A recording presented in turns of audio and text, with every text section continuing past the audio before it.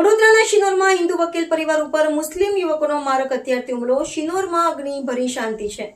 શિનોરના પટેલવાડી પાસે રહે છે વકીલ પરિવાર. વકીલના ભાઈ ઉપર એલઈડી લાઇટ ચોરીનો આક્ષેપ કરી વકીલ પરિવાર ઉપર કરાયો હુમલો.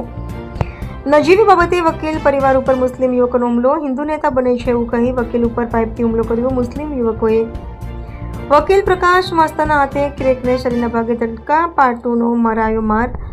વકીલના પત્ની અને માતાને પણ મુસ્લિમ યુવકો દ્વારા માર મરાયો. શિનોર પોલીસ સ્ટેશને હિન્દુના ટોળા જોવા મળ્યા.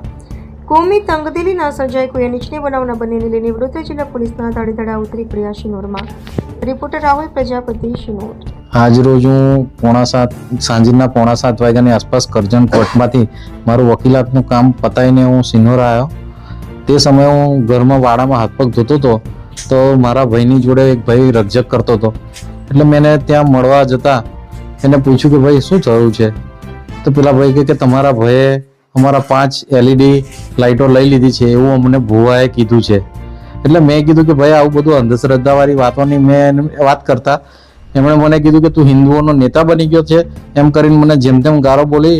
અને અબ્દુલભાઈ કરીને એક છે એમણે મારું ગળું દબાવી દીધું અને અબુ બકર નામના માણસે મને પાઇપ હાથમાં મારતી હતી. અને જેવી પાઇપ મારી એવી મારા મમ્મી અને મારા વાઈફ આવી ગયા તો મારા વાઈફ અને મારા મમ્મીને પણ ગરદા પાટુનો માર માર્યો.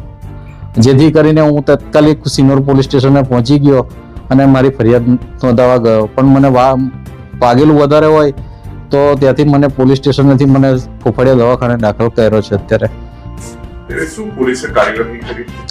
પોલીસ અત્યારે આવીને મારું નિવેદન લીધું છે અને નિવેદન લઈ અને ન્યાયિક તપાસ માટેની વાત કરી છે.